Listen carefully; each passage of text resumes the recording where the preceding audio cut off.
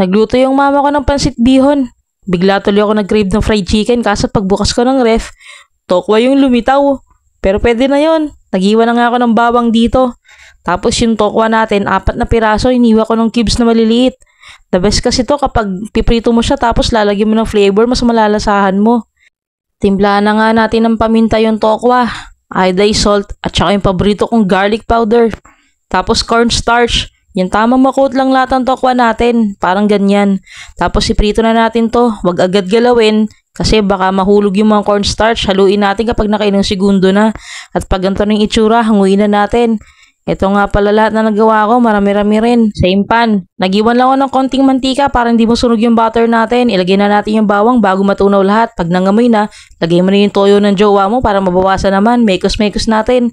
Tapos yung honey natin, medyo maputla nga to pero honey yan, 3 kutsara. I-mekos-mekos lang uli natin. Tapos pag nag-bubbles na yan, ibalik na natin yung mga tokwa dito para makot na lahat. Haluin lang natin maigi. Kapag alam mo nalagyan mo na lahat, ilagay natin sa strainer para mapagpag yung mga excess. At yung natirang sauce na nasa kawali, pwede mong ihalo sa kanin. Ito pala yung pansit, ininit ko para mas masarap. Ito na po ang ating tokwa tapos yung pansit. Oh, merienda na. Ito na po yung ating nilutong tofu tapos yung pansit ni Ermat. Siyempre, pipigaan na natin ito ng kalamansi. Masarap yung chorizo na to. Yung chorizo kasing nabibili sa palengke, sobrang tapang niya. Ito, saktuhan lang.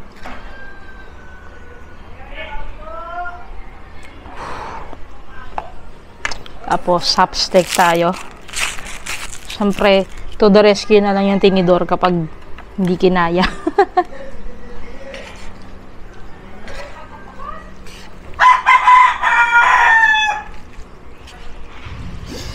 Siyempre, tikman muna natin yung tofu natin. Ito siya mga kabsat. Okay.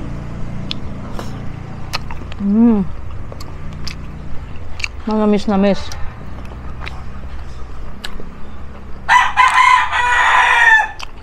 Ito tayo may inom.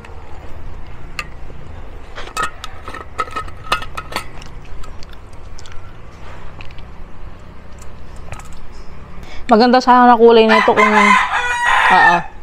maganda sana kulay nito kung yung honey natin is may pagka-brown. Light kasi yung kulay ng honey.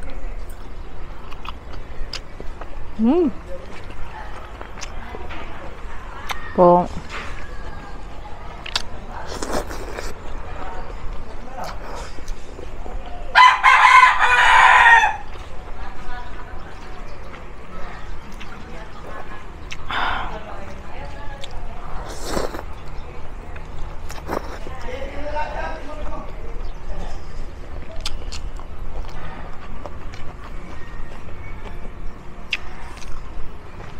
Chorizo.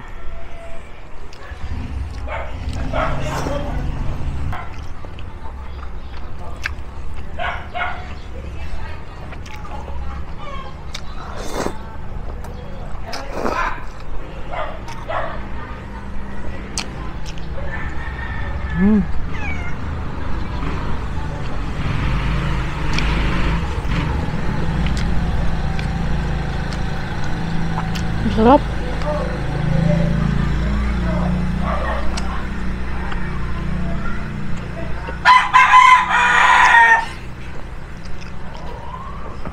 Kahit walang manok, nagawa ng paraan. Sarap din niya sa tokwa. First time ko kasi try sa tokwa to.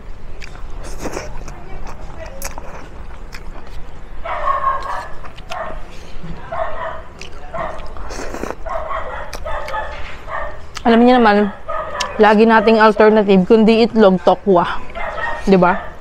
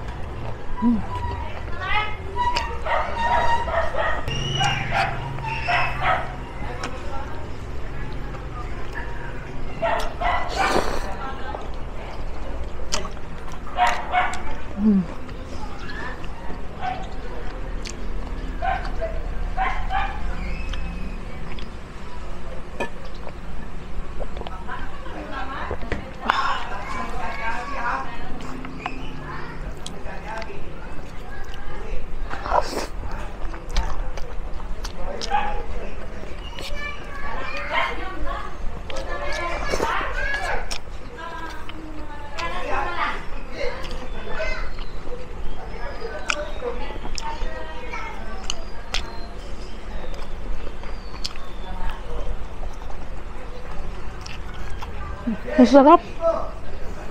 Parang gusto kong kanin.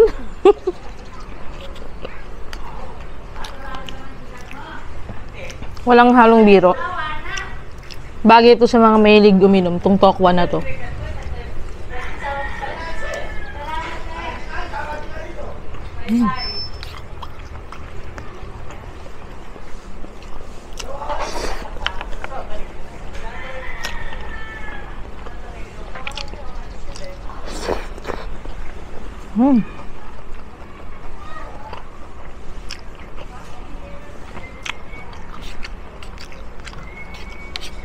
Masarap talaga ng pansit kapag may sesame oil, tas chorizo.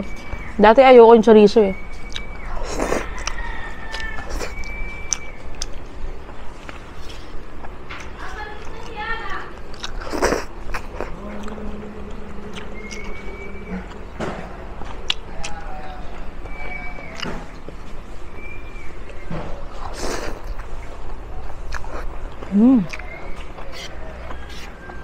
Sarap, saucy.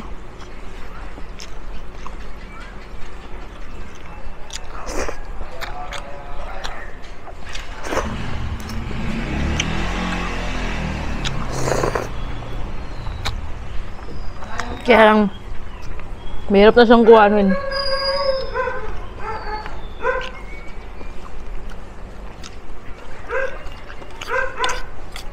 Sa mga expert mag-chopstick, kayang-kaya to.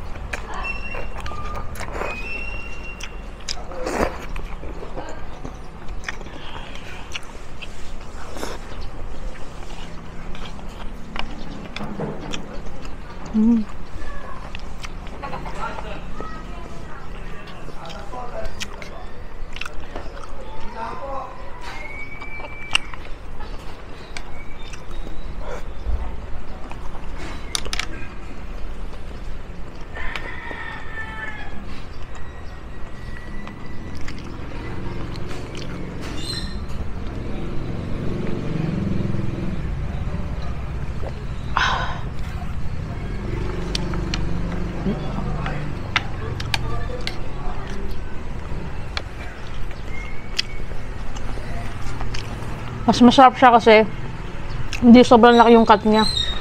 Kaya yung flavor niya talaga mas nalalasahan mo. Pero kung plain lang, salt, pepper lang, mas masarap yung malalaki. Tapos sausaw mo sa suka.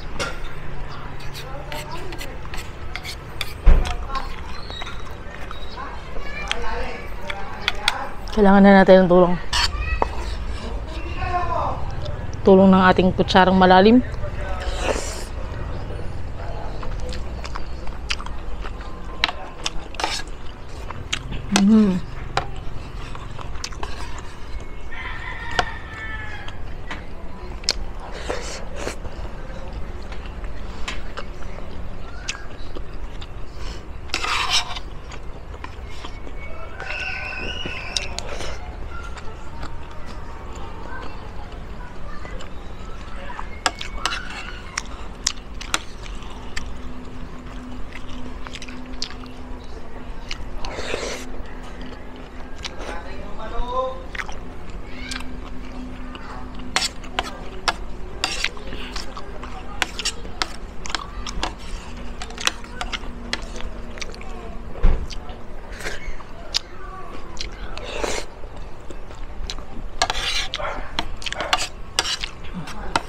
Ang daw ng sibuyas.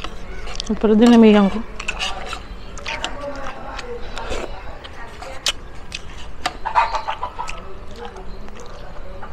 Last.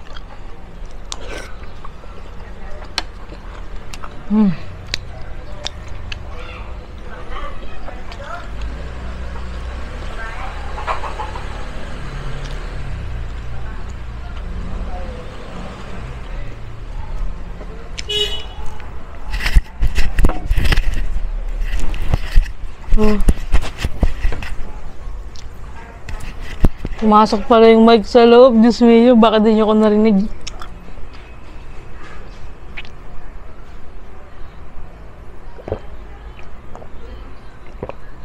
Maraming thank you. Sana nagustuhan nyo niluto natin tofu.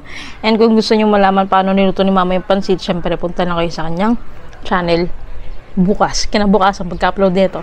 Paki-like din po yung video natin na to mga kabsat. Hit nyo po yung likes, ang pindot lang. Tapos mag-comment na rin kayo and subscribe na din po kayo sa mga nakakalimutan mag-subscribe dyan. And si Mama, paki-subscribe din. Si Ate Mickey, si Lovely. Syempre, pa-follow din po sa aking TikTok tsaka Facebook page. Yun lang po. Sige sa next video. Best.